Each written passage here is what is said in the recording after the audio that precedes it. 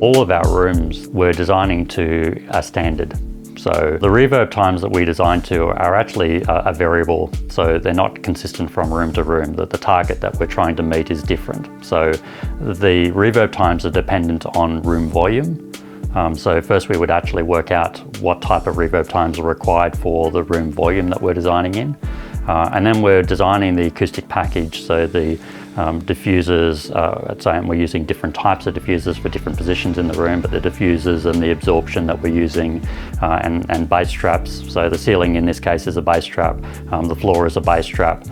There's actually bass traps built into the platform behind the screen there. So all of this we're designing to get a reverb time that's consistent across as much of the frequency range as possible.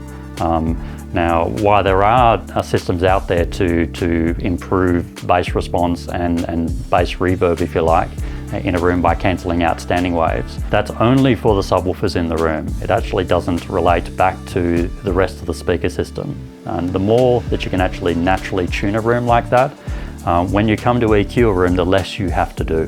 The way I would always describe this is that the room is a musical instrument, and when you enter a room, you take on that note of that room, and having a room that naturally is nice through the entire frequency range, you can't replicate that by EQing a room.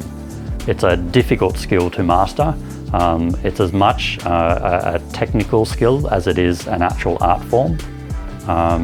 There's a lot about acoustics which doesn't always go the way you think it does, and so there's a degree of art and sort of instinct in knowing what you're going to actually get at the end of a project. But we take a lot of pride in the fact that when we actually measure the end outcome on our projects, that we're always exceptionally close to our engineering guidelines of what we started towards. And that's the thing, is you can put anything you want down on a piece of paper in terms of what you think you're going to achieve.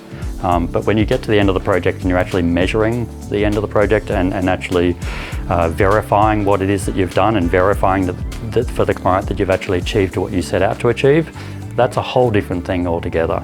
And that's really what separates most of the industry from the actual true professionals in the industry.